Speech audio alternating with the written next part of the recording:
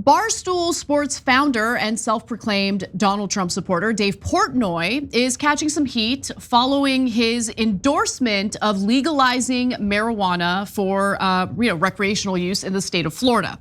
Now, Floridians luckily have an opportunity to vote in favor of legalized weed in their state through a ballot initiative. And to be specific, Portnoy was referring to Florida Amendment 3, which legalizes marijuana for adults 21 years and older, and also allows individuals to possess up to 3 ounces of marijuana. Now, in the video, he himself is partaking in the devil's lettuce, if you will, and he also says the following. Listen, it's Sunday afternoon, football on TV, pizza on the way in Massachusetts, smoking a little weed, just enjoying my day. Florida, you can do this. You can't do this. In my Miami house, you can't do this. Why? It's about freedom. Half the states allow this, legal marijuana. Florida, I want to be able to watch football, eat pizza, and smoke. We're all adults here, 21 plus. Make your own decisions. It's on the ballot. Vote yes on 3, legalize recreational weed. Come on, where are we, Florida? Wake up. Now his take puts him in line with most Floridians who actually do want it legalized for recreational use. And by the way, Donald Trump agrees with legalizing it for recreational use. So recent polling, recent polling found there is overwhelming support for ballot initiatives this year that broaden personal freedoms, including 65% who support Amendment 3, and that's up from 63% in April, and 76% support for Amendment 4, which would enshrine abortion protections in the Florida Constitution. So I heard Trump, I forget what the context was. It might have been in a podcast interview that he did, where he was kind of singing the praises of medicinal marijuana. So I don't know, he seems to have opened up to marijuana and has also said that should he get elected, he would legalize it federally. Yeah, he's full of crap because he was president for 4 years, didn't do anything about it. The reason he doesn't do anything about it is because his brother had an addiction problem, not with marijuana, but with alcohol. And so in his infantile mind, anything that is addictive, no, that's it. It's the worst thing. It's gonna get you killed. I'm not gonna do it. Now, it's a good thing that he didn't do it himself. I can't imagine what his personality would be like on drugs, right? But that, brother, that doesn't affect the rest of us. So if you think Trump's gonna legalize it, why didn't he do it for 4 long years? And by the way, Biden is terrible on this. He reclassified but didn't declassify. So people defending Biden, no, just make it legal already. And both Biden and Trump are stuck in the 1970s and 80s and are riding with Nancy Reagan. Oh, just say no, it's so dangerous. Hey, don't scroll away. Come back.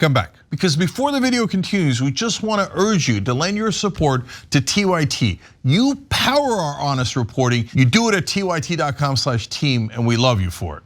Okay, so let me give you the backlash toward Portnoy for supporting legalizing recreational marijuana. So former football player and current conservative commentator Jason Whitlock responded to Portnoy on X saying, "This is why single people and people without kids shouldn't vote. We tend to think very selfishly with no concern for what we're leaving the next generation.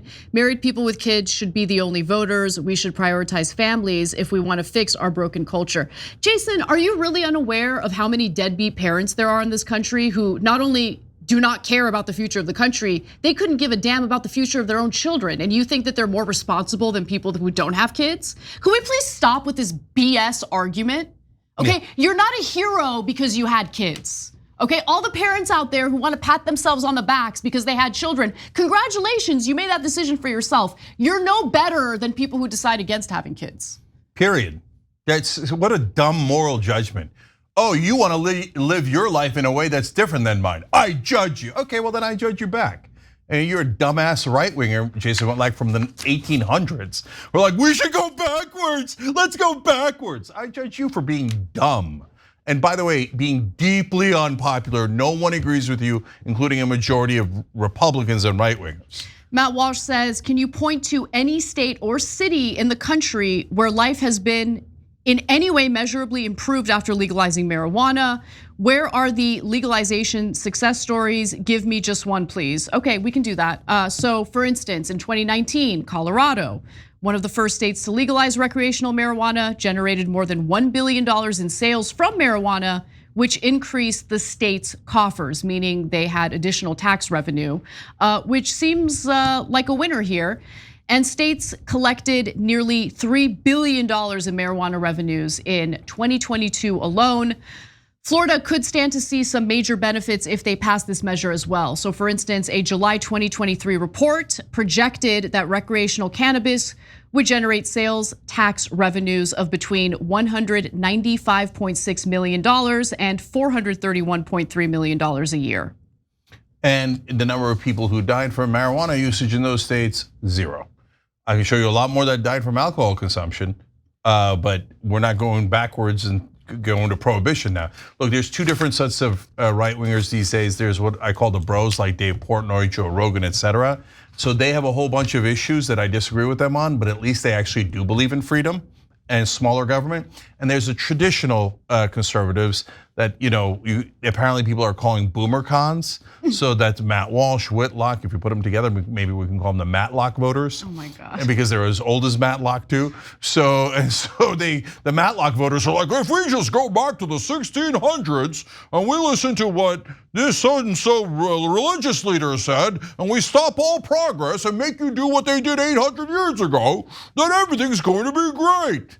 Well, you guys are the biggest losers of all. No one believes what you're saying anymore. You're a tiny, tiny minority, and soon to be a minority within your own party and your own movement. So keep moralizing, telling us about how big government has to run your lives. You can't do that. Your doctor can't do that. You can't control your body. You can't control your body. You sound like an evil Oprah.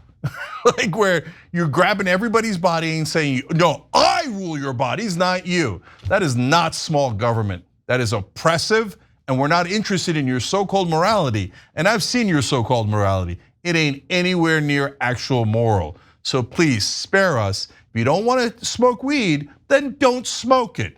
But for the rest of us, it's called freedom, and apparently you hate it.